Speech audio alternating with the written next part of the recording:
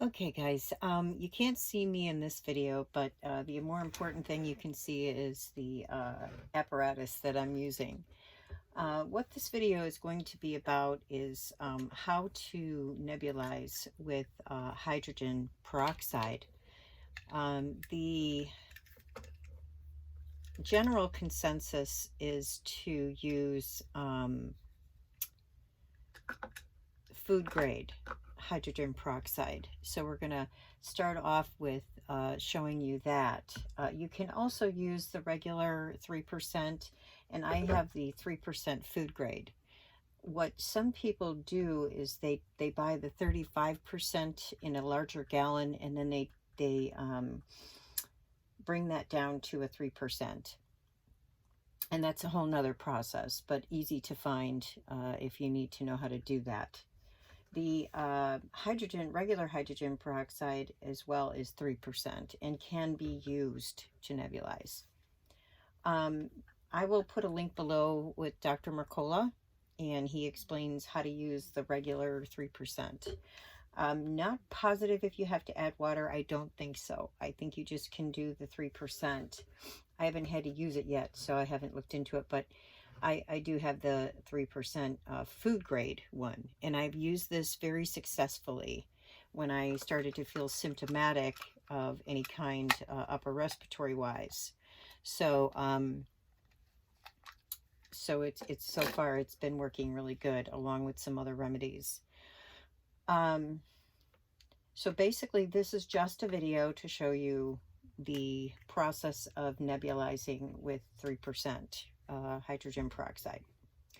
So basically I've put it together. You're going to have the main component, you're going to have the adapter to plug it into an outlet, and then you're going to have the hose that it uses to deliver the mist. So this is your component. I'm not going to put that on just yet. This is your component to fill. I don't fill it all the way to the line. I just kind of, it's got like a little indent in there, and then it has a fill line. I do not fill it all the way up to the fill line. Depending on where your symptoms are at, you might want to. It depends. If you're a little more symptomatic, then you might want to fill it up higher and do a longer treatment. I just kind of give it you know, a little bit because I don't really do long treatments. So just I unscrew this because this is a spray I can put on my skin as well, but I'm just using it for this. So I just kind of pour a decent amount in there. And again, I'm not going all the way to the fill line. So depending on where you want to be with this or what instructions you might have been given, you know, you can fill that. But you really just need to get enough breathing, like maybe 10, 20, you know, breaths in there to, you know, to work. Again, you can go a little longer if you feel comfortable doing that. And then you just put this piece on and seal it. And it should just kind of lock into place based on the, you know, the apparatus itself. It kind of guides you where to do that. So then I just hook up the hose to the bottom here so that it can bring the mist through. And once that's done, you're ready to go. Now you turn it on. And this is a trick for me. I don't put my mouth on here, even though I do still wash it.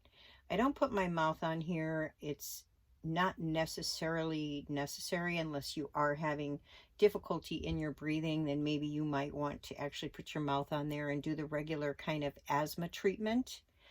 But for purposes of what I use it for, I just kind of breathe the mist is what I do. So I turn it on, and as soon as it starts to mist, I put it up to my face and I breathe. And then I take some air into my mouth, and then I breathe through my nose. And the reason I do this is to keep germs from sitting on the plastic.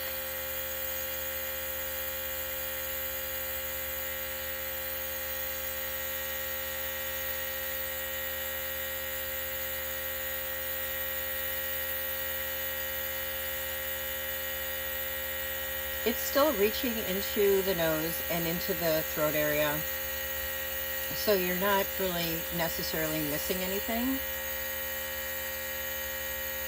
And for me, that's the potency that works for me.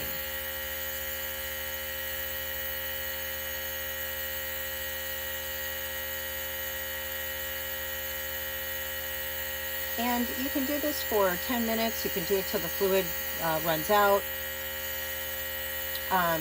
You can just do, you know, a couple of breaths, you know, 5, 10, 20 at least.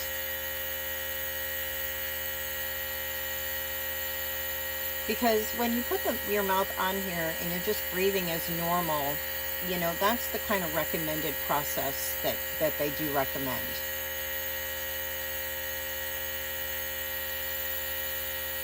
But I find that this works for me, and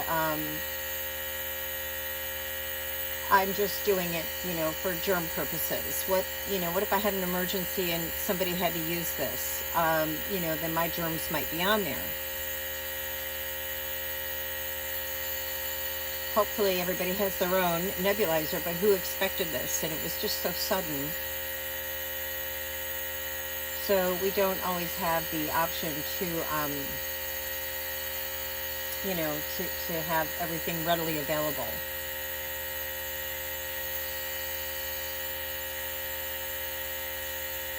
And especially that everything we did find that was working for us and we did want to use was being sold out. So it's even harder for people to maybe get access to these things.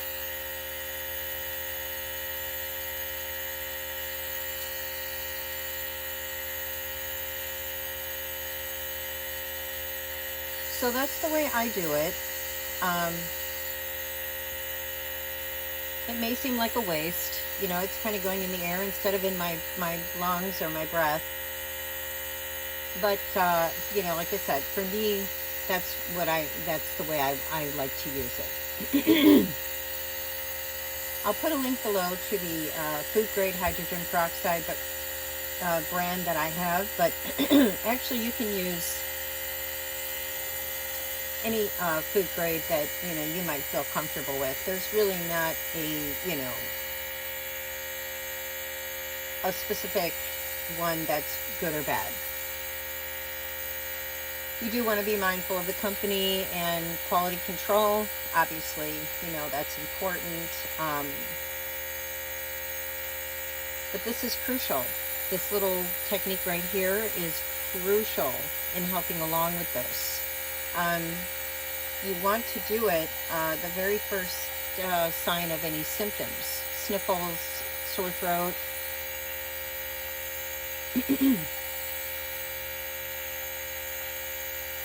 And make sure that you clean your hose and this part well after you're done, even if you do the technique that I use.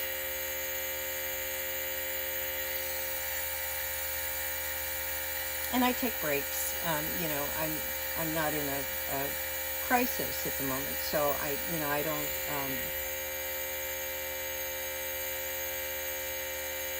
It's anyone's guess why this works on a virus like that. So that's another question, and that's a whole nother story. But having to do this for something, you know, that we're, you know, feeling like is a virus is pretty unique. But very, very grateful that we found it and it works.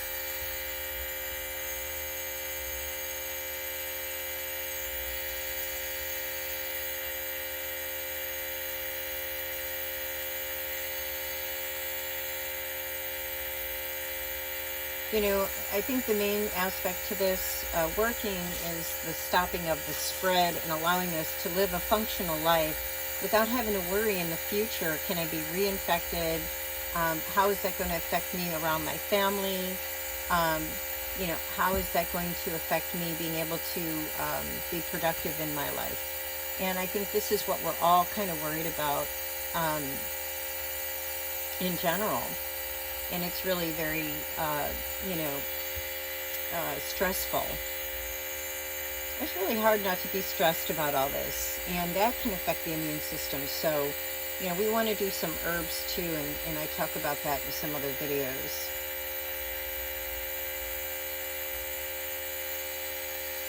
And I just keep an eye on the liquid, you know, to see how far it's gone down.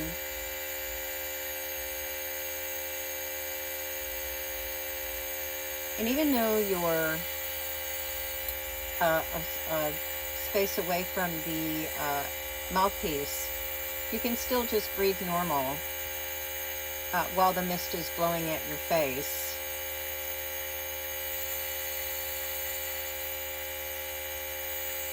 I like to turn it away a little bit because of the concentration.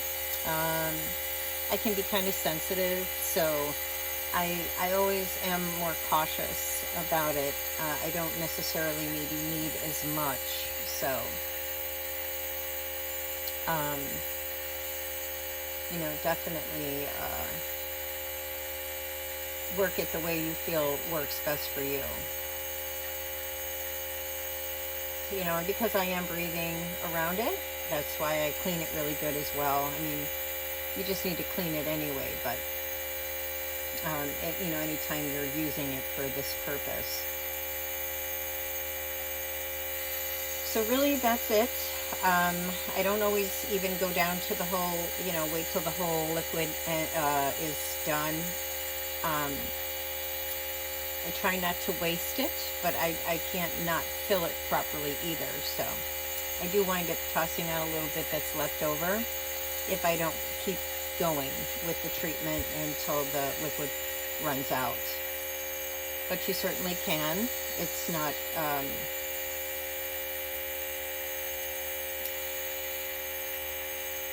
So this is now being recommended by doctors as a viable source of cleaning up the mucous membranes with this whole virus. Of course, there's other recommendations. The medication and zinc are good.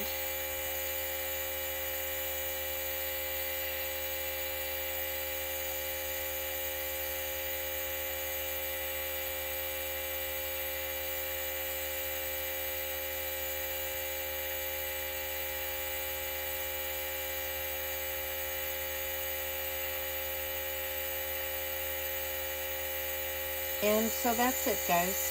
I don't want to make this too lengthy, but that's basically how you would do this. And you can get a nebulizer probably for maybe $50, maybe even less. Looking around, you just need a simple one. You don't need a fancy one. Make sure it's a nebulizer and not just a essential oil diffuser. There is a difference. You do not want that diffuser. And, you know, a nebulizer is just good in general. You can do saline and silver. I've done silver in the nebulizer. And there are other things you can nebulize as well. You can nebulize glutathione, and that gets into other medicinal aspects, but you know, it's definitely something that you can use. So I hope this has been helpful, and you know, don't be afraid to use this. It works like a charm, and it can help stop the spread of this virus that we're dealing with right now. At least thus far, it seems to be. So please, you know, get yourself a nebulizer. Help us stop the spread by, you know, treating, you know, when you feel like you might have symptoms.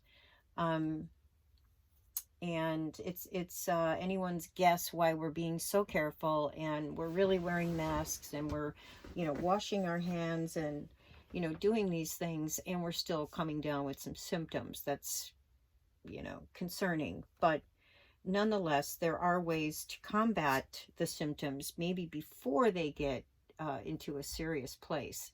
At least this is the status that we're working on at the moment. So far, there's nothing conclusive because we don't have enough people that have actually come down with symptoms, gotten to a point of the fever or respiratory distress, and we've, use some of these remedies at that moment. What they're doing now is they're using the medication and the zinc. So it's hard to know whether just nebulizing with hydrogen peroxide at that point would be efficient, and some other supplements. But, just even using the hydrogen peroxide at that point. What we do know is that the hemoglobin in the body is the factor, and it gets starved of oxygen. So I'm going to do another video about that. But this one is strictly for, showing you how to use the nebulizer and, what kind of hydrogen peroxide you can use. And, I will put the links down below. So, and I will put the link down about the remedies as well, because on top of this, there's some remedies that you can really use that would really be great to do alongside of this, and further the body into, preventing the virus from getting too far. So that's our hope, guys. That's our hope. We're really just experimenting right now. It seems to be helping. I had a virus in January, and it presented a lot like the symptoms we're seeing with this COVID-19. But I can't say 100% that that's what I had. But the symptoms were very, very similar. I did not have shortness of breath that bad. I did have some. I had very low-grade fever, never got high. But I do a bunch of remedies. So I don't know if that helped, or if I would have only gotten the virus that bad. And I don't think my hemoglobin was in the greatest position either, which is really strange, because that seems to be what's causing a lot of the respiratory distress. So it's anyone's guess. But like I said, I did have a virus, and it lasted several weeks. But the symptoms, the severity of some of the symptoms only lasted about 2 weeks, and I still felt, a little stuff after that. But, the fever didn't last very long, maybe 4 days. And then, but I did a lot of silver. I did a lot of oil of oregano. I did some chlorophyll to get some copper in me. I did some remedies, but I'm going to do another video on that. Even some of the things that I've learned since then. Yeah, so that's this video. Okay, hope that helped you, and I hope that you would be able to use this for purposes of helping us stop the spread as well. Because if you're gonna have symptoms and you do this and it kind of kills that, then we can, that would be great, right? All right, guys, have a great time, with whatever you're doing. I hope you're well. Yeah, I just really pray for everybody. I pray for the, us to get on a better path with this. So take care. Stay in health.